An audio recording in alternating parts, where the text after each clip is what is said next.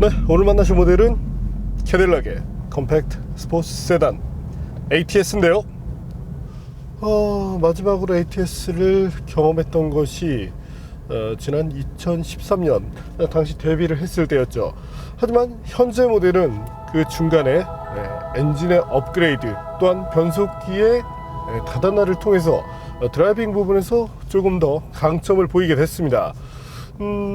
높아진 토크 역시도 달리는 즐거움을 배가시킬 것으로 전망이 되는데요. 과연 그런 캐딜락 ATS가 어떤 매력을 보여줄지 잠시와 함께 느껴보시겠습니다.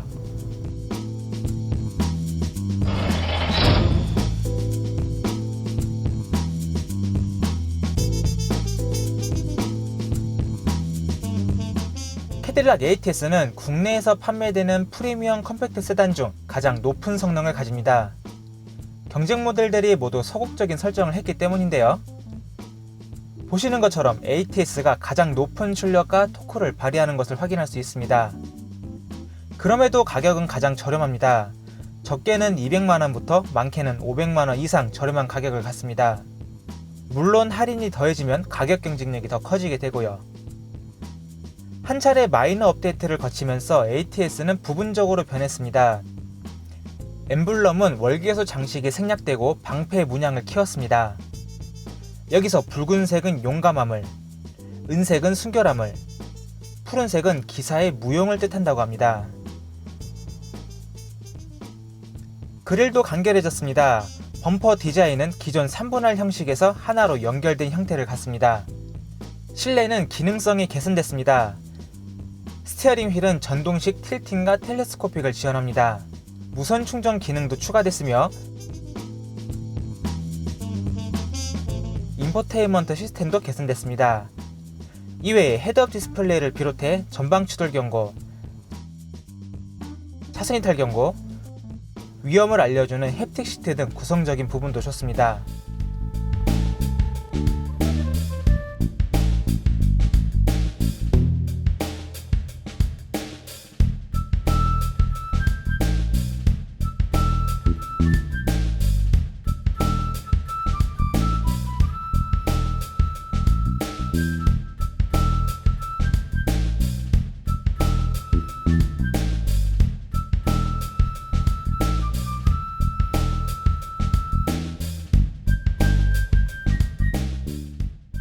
새로운 ATS에는 2리터 터보 엔진과 8단 자동 변속기가 장착됩니다. 전기형 모델과 비교해 토크도 향상됐죠. 강력한 성능을 앞세운 ATS가 저희 팀에게 어떤 평가를 받을지 확인해 보겠습니다.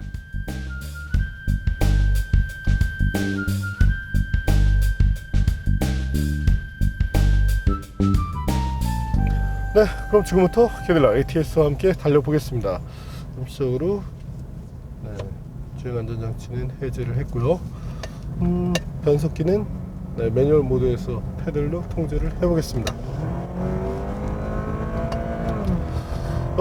GM의 엔진 스타일에 조금 차이가 있다면 현재처럼 이렇게 차가 달리고 있을 때 이때 RPM이 상당히 높아지더라도 자동으로 시프트 업을 진행하지 않습니다. 아무래도 조금 더 달릴 때 이런 맛을 좀 배가시키는 그런 요소라고 할 수 있을 텐데요.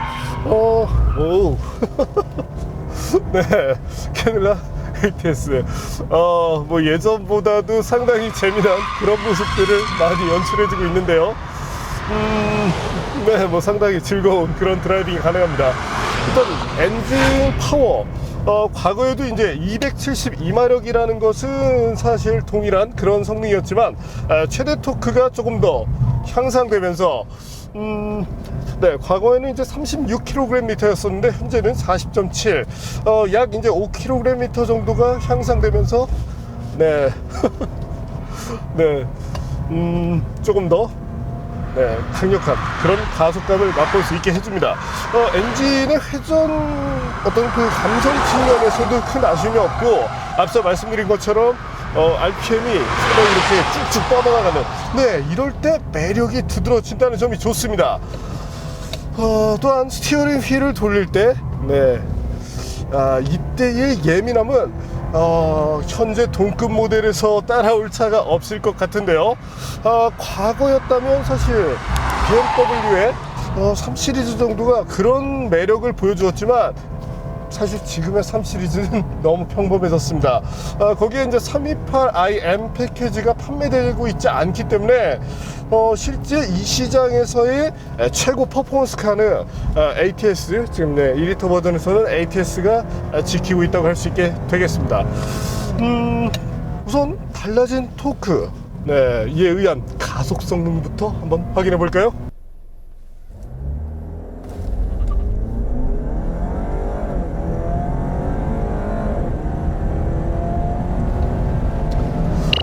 분명히 과거 대비 빨라진 그런 수치를 보여주고 있습니다. 이 엔진의 특성, 아무래도 이제 4000rpm대 위에 있을 때 조금 더 활동적인 그런 모습을 보여주게 되는데, 사실 엔진보다는 이 핸들링 그리고 이 코너링 특성이 상당히 재밌습니다. 기본적으로 언더스티어를 약간은 보이는 것 같지만 실제는 뉴트럴에서 오버 쪽으로 이렇게 넘어가는 만큼 어느 정도의 카운터 스티어를 요구할 때, 물론 자스제 장치가 꺼져 있을 경우지만 카운터 스티어를 약간씩 요구한다는 것도 재미난 그런 스포츠 세단의 면모라고 할 수 있겠습니다. 그렇다고 해서 이게 사실상 뭐 불안함이 없는 것이, 아무래도 이제 후륜 쪽에 LSD가 장착이 되면서 가속 페달을 밟아서 어느 정도 힘을 실어주는 그런 환경에서도 상당히 안정적인 그런 모습을 보여주게 되는데요. 거기에 현재 모델에는 MRC가 장착되어 있습니다. 마그네틱 라이드 컨트롤이라고 불리는 서스펜션인데요. 이 부분에 대해서 잠시 김선웅 기자에게 설명을 들어보시죠.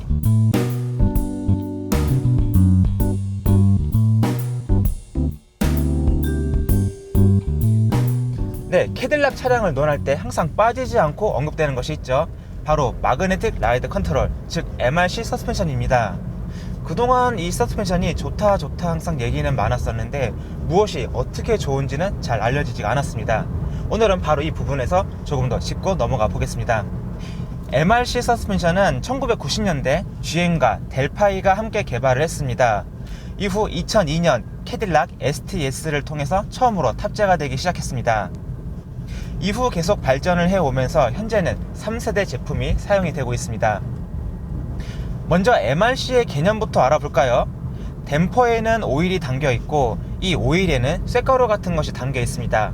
물론 진짜로 쇳가루가 아니고 자기장에 반응한다는 뜻입니다. 그리고 이 오일은 작은 구멍을 통과하면서 스프링의 움직임을 상쇄시켜 주는데요. 이때 구멍을 통과할 때 자기장을 발생시켜주면 오일의 점도가 높아지면서 댐퍼가 강해지는 특성을 갖게 됩니다. 반대로 자기장을 풀어주게 되면 댐퍼는 부드러운 성격으로 변하게 됩니다.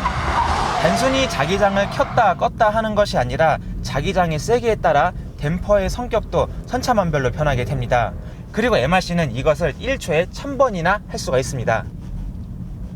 그런 MRC가 갖는 이점은 크게 5가지를 꼽을 수 있습니다. 먼저 앞서 말씀드린 것처럼 1초에 1000번이나 댐핑 압력을 바꿀 수 있도록 빠른 변화가 가능합니다. 이것은 현재까지 개발된 가변 댐핑 시스템 중에서 가장 빠른 속도이기도 합니다. 두 번째 장점은 매우 간단하게 댐핑 압력을 바꿀 수 있으며 이때 필요한 에너지도 건전지로 작동시킬 수 있을 만큼 매우 적은 에너지만 사용을 합니다. 에어 서스펜션을 생각해 볼까요? 압력을 바꾸기 위해 별도의 컴프레셔를 돌려 압축 공기를 만든 후에 서스펜션으로 전달을 해야 합니다. 반면 MRC는 전기 신호만 전달하면 바로 끝입니다. 세 번째 이점은 구조가 매우 간단하다는 점입니다. 때문에 무게도 전자제어 서스펜션 중 가장 가볍습니다. 그만큼 차지하는 부피도 작고요. 네 번째 점은 구조가 단순하니 내구성도 좋습니다. 다른 전자제어 서스펜션이나 에어 서스펜션은 밸브나 컴프레셔, 부츠와 같은 부품의 관리가 필요합니다. 그만큼 정비성도 나쁘죠. 하지만 MRC 서스펜션은 복잡한 기계 장치가 따로 없기 때문에 망가질 부품도 없습니다. 다섯 번째 이점은 네 번째와 연관이 되는데요. 구조가 단순한 만큼 부품 가격이 저렴합니다. 그만큼 유지보수에서도 이점으로 작용하겠죠. 때문에 미국에서는 MRC 서스펜션을 튜닝용 서스펜션으로 사용하기도 합니다. 물론 MRC에도 단점은 있습니다. 태생적으로 댐핑 스트로크를 길게 만들기 어렵다는 것인데요. 때문에 안락한 승차감을 중시하는 대형 세단에는 다소 어울리지는 않습니다.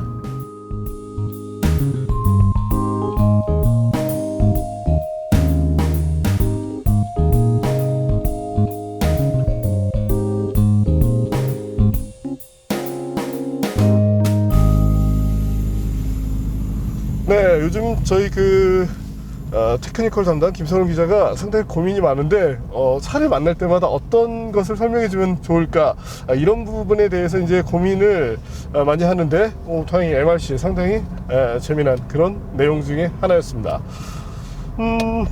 좀 이제 실제 이제 로드를 달리면서의 특징, 아무래도 이제 투어 모드에 있을 때는 조금은 나긋나긋한 그런 모습을 보여줍니다. 물론 그렇다고 하더라도 다른 이제 좀 출렁거림이 심한 그런 컴포트 세단과는 다른 모습을 보여주게 되지만, 이런 성격을 놓고 본다면 충분히 타협할 만한 승차감을 갖췄다고 할 수 있게 됩니다. 현재 같은 경우 이제 스포츠 모드로 주행을 하고 있는데요. 이때는 조금 더 단단한 그런 느낌을 쉽사리 받을 수 있게 되죠. 거기에 현재 마음에 드는 것은 제동 시스템인데요.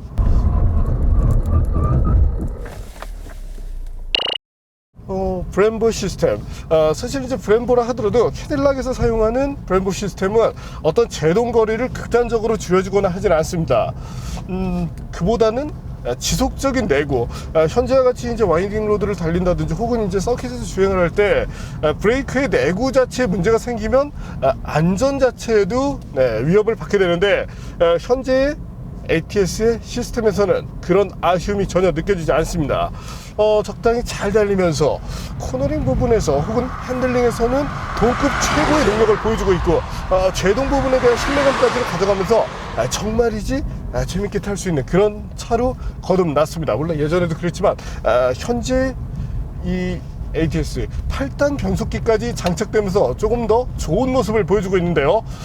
그렇다면 8단 변속기, 아무래도 이제 구동 손실 부분에서도 분명 이점을 보여주지 않을까 싶은데요. 네, 한번 제트기에서의 성능을 확인해 보시죠.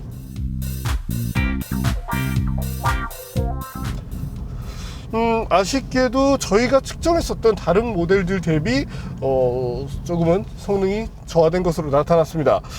이유를 찾자면 이제 연료의 이슈인데, 캐딜락이 이제 일반유를 넣더라도 어느 정도 이제 케어하는 그런 능력을 키웠기 때문에 과거 초기형 대비 이렇게 구동 효율이 떨어지지 않습니다. 다 이제 현재 모델, 다른 이제 캐딜락의 2리터 모델이 장착된 차들과 비교를 해서 보면 아마도 이제 캐딜락에서는 고급유를 운영을 하고 있는데 중간에 다른 분께서 이제 일반유를 좀 섞어서 넣다 보니 이런 현상이 나온 것으로 전망이 되네요. 네, 타이어는 브리ヂ스톤의 포텐자 RE050A입니다. 비대칭 패턴을 가진 퍼포먼스 타이어인데요. 사실 이 타이어가 출시된 지 상당히 오랜 시간이 흘렀지만 현재도 다양한 브랜드들이 이 타이어를 OE 타이어로 채용을 합니다. 물론 S001이라는 후속 모델이 조금 더 유리한 그런 면모를 보여주지만 현재도 상당히 짜임새 있는 그런 성능을 보여주는 만큼 어떤 경쟁력 부분에서는 충분한 것이 매력이라고 할 수 있게 되겠네요. 또한 타이어의 마모가 이루어지더라도 일정한 성능을 꾸준하게 가져가기 때문에 장기적으로 본다면 내구 측면에서도 뭐 상당히 좋은 그런 타이어로 분류가 됩니다. 예전에도 ATS에 현재 RE050A가 채용되었지만 어쩐 뭐 다루는 부분 이런 면에서도 여전히 충분히 잘 해내는 모습을 보여준다는 점이 좋네요.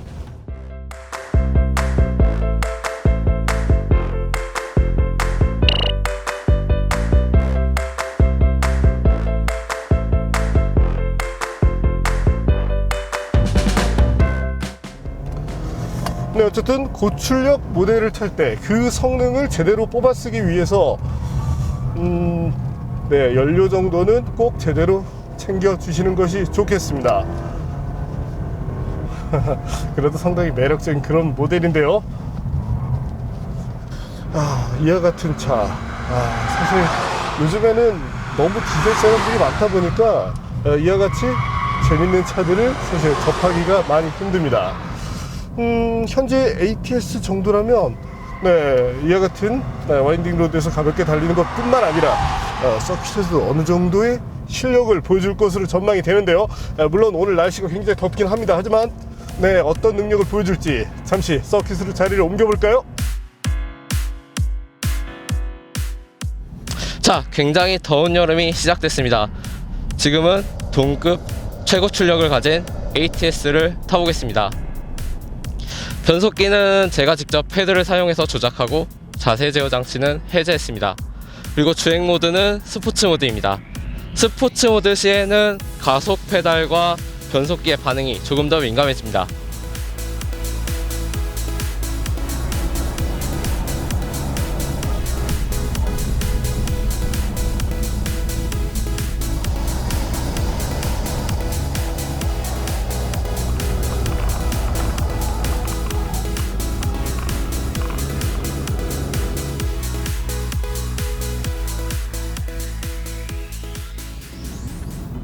캐딜락 ATS와 호흡을 한번 맞춰봤습니다. 가장 먼저 조작계 감각, 스티어링은 묵직합니다. 거의 유압 스티어링을 사용할 때를 떠올리게 되는데 굉장히 이제 담력도 좋은 편이고 묵직한 느낌이 상당히 정보를 잘 전달합니다. 브레이크 담력도 즉각적입니다. 좀 초반 담력이 강한 편인데 브렘보 캘리퍼의 특징이랄까요?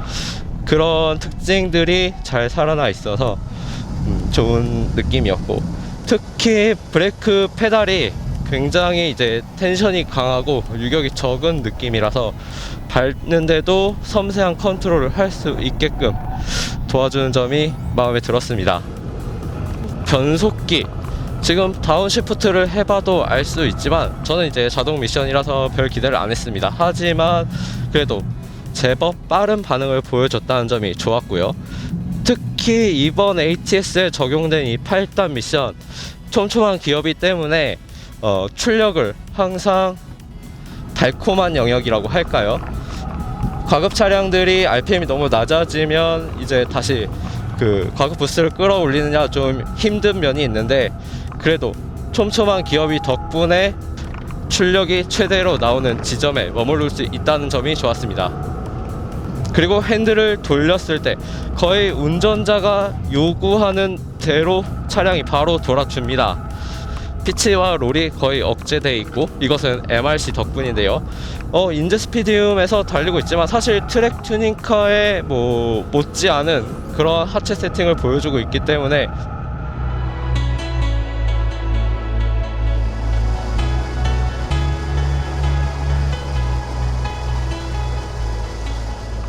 초반에는 언더스티어 성향을 띠다가 가속 페달을 밟기 시작하면 곧장 리어가 돌아줍니다. 이것은 LSD 때문인데 출력을 새어나가는 틈 없이 잘 후륜축으로 전달한다는 점이 인상 깊었고, 이러한 성질 때문에 스티어링을 돌리고 그 이후로는 가속 페달로 차량의 거동을 즐겁게 조절할 수 있다는 점이 매우 좋습니다. 그래서 제가 내린 결론은요, 굉장히 접지력을 잃기 쉽고 그 변화도 빠른 편이기 때문에 좀 호쾌한 그런 드라이빙을 즐기실 분들이라면 이 ATS도 확실히 좋은 선택이 될 것 같습니다.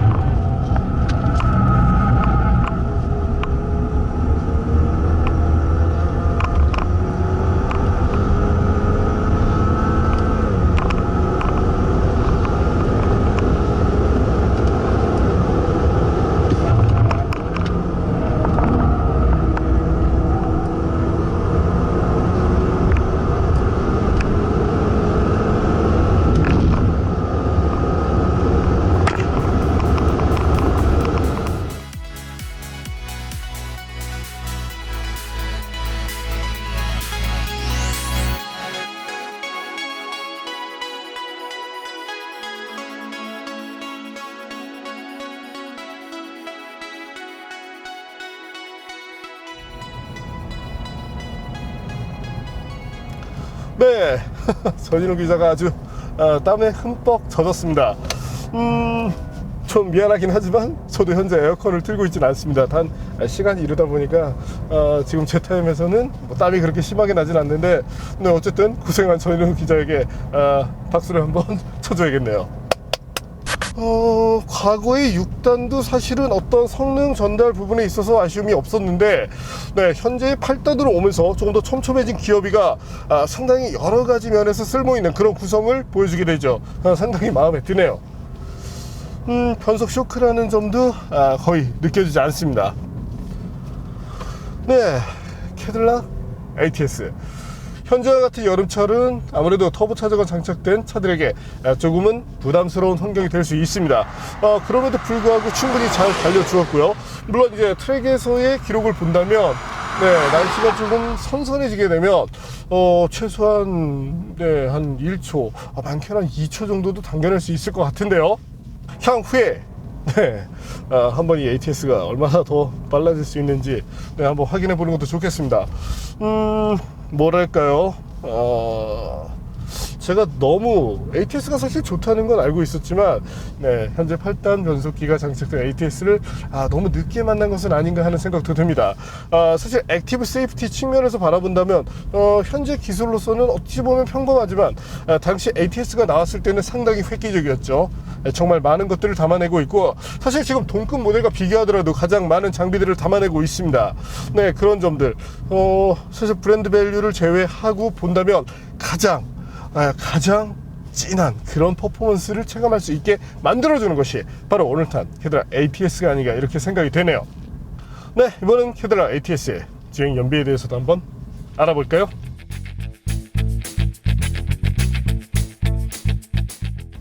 아무래도 디젤 모델과 비교를 했을 때는 가솔린 터보 모델, 거기에 고출력 지향 모델인 만큼 약간의 한계를 보여주긴 했습니다. 하지만 이 정도의 성능을 뽑아내는 차라면 네, 충분히 수긍할 만한 수준이라고 생각이 되네요. 캐딜락 ATS 사실 상당히 끌리는 점이 많습니다. 이럴 줄 알았다면 네, 작년에 타볼 걸 그랬는데요. 현재 상당히 끌리는 부분이 많아서 사실은 구매 의사가 조금 짙어지긴 했습니다. 네, 뭐 여러 가지 용도로 참 쓰임새가 많은 차라는 생각이 드는데요. 하지만 이와 같은 수입차로 접근할 때 사실 상당히 걱정스러운 그런 면들이 있죠. 바로 이제 차량 유지라는 부분인데, 가령 엔진을 조금 가혹하게 이렇게 사용하시는 분들의 경우라면 파워트레인에 대한 그런 걱정이 상당히 많아집니다. 저 역시도 그런데요. 과거에는 네, 뭐 변속기도 상당히 뭐 많이 바꿔보고 그랬던 경험이 있는데, 수입차로 가게 되면 아무래도 그 부담의 폭이 상당히 커지게 되죠. 그래서 ATS 만약에 내가 이 차를 구입해서 탄다면 문제가 생겼을 때 과연 동급 모델 대비 얼마만큼의 부담을 줄지 확인해 봤는데요.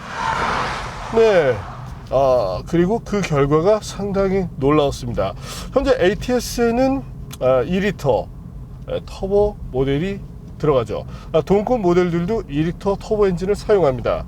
거기에 8단 자동 변속기. 가격이 당연히 어마어마하겠죠. 네, 우선 네, 경쟁차 중에 하나인 C클래스의 엔진 가격을 확인해 보겠습니다.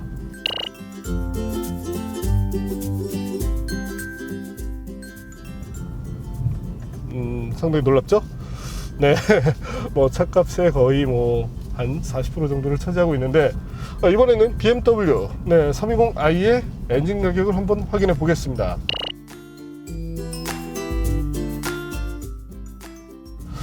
출력은 ATS보다 낮지만 가격은 네, 뭐 상당히 좀 높긴 하네요. 네, 이번엔 아우디 것을 한번 확인해 볼까요?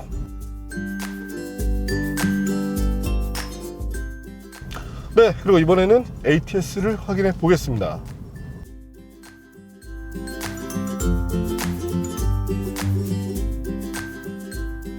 오호, 이건 뭐 거의 경이로운 그런 수준인데요. 네, 캐딜락이 사실 서비스 센터 수가 많지는 않고 어떤 워런티 연장 프로그램은 없지만, 현재 같은 이런 내용을 감안해서 바라본다면 차를 뭐 한 달 정도 맡겨 놓더라도 네, 엔진을 새 것으로 바꾸고 거기에 그냥 제 돈으로 렌트카를 중형차 렌트해서 쓰는데 한 7, 80만 원 정도 들어가니까 그렇게 쓰는 게 더 경제적일 수 있겠네요.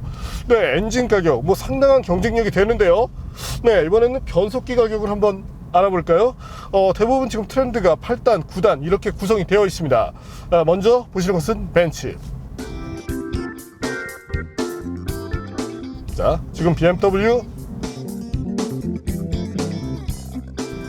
다시금 아우디입니다. 네, 뭐 저마다 가격 차이가 있긴 한데 자, 1000만 원 이상을 보여주고 있습니다. 네, 이번에도 캐딜락이 뭐 어떤 가격적인 그런 메리트를 보여줄까요? 네, 상당히 놀라운데요. 가격 책정을 잘못한 것인지 한번 전화로 확인을 해봐야겠네요.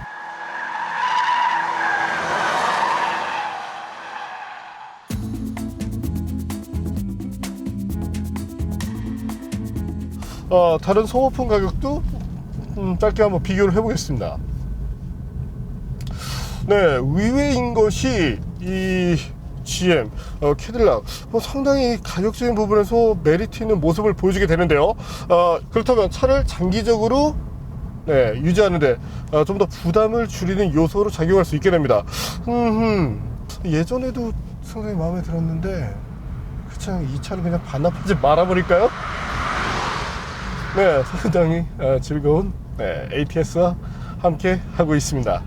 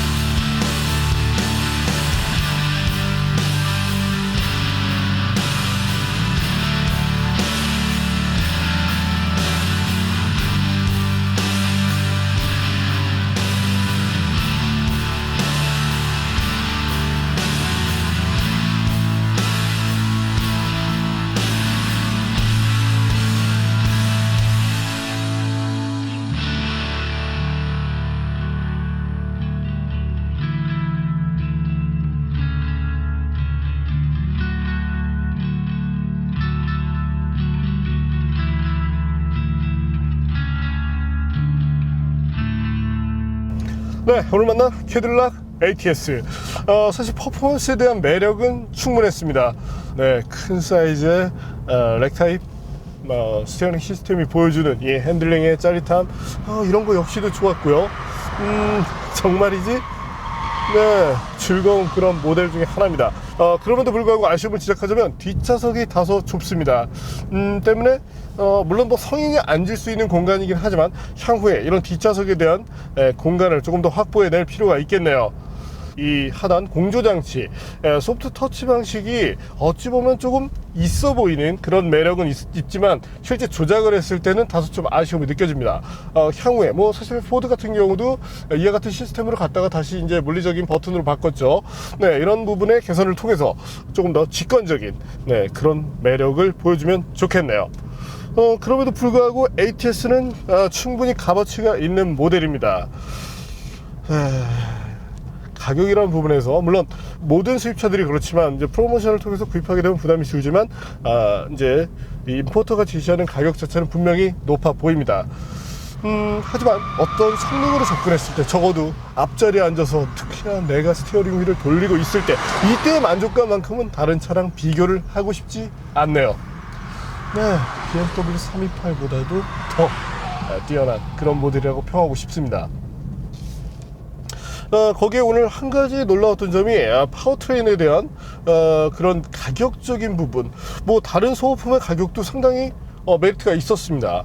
하지만 이와 같은 부담이라면 정말이지 엔진을 마구마구 굴릴 것 같네요. 실제로 이제 내구성이 좋다고 평가받고 있는 닛산의 이제 VQ 엔진 같은 경우도 헤드 쪽에만 문제가 생겨도 사실 한 400만 원 이상이 금방 소요됩니다.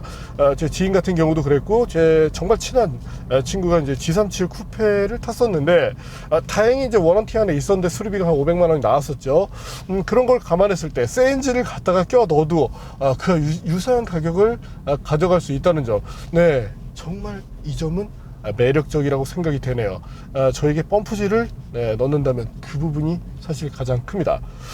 오늘은 유지하는데 어떤 그런 부담을 줄여주면서도 정말 막강한 그런 성능을 보여주는 캐딜락 ATS를 만나봤습니다.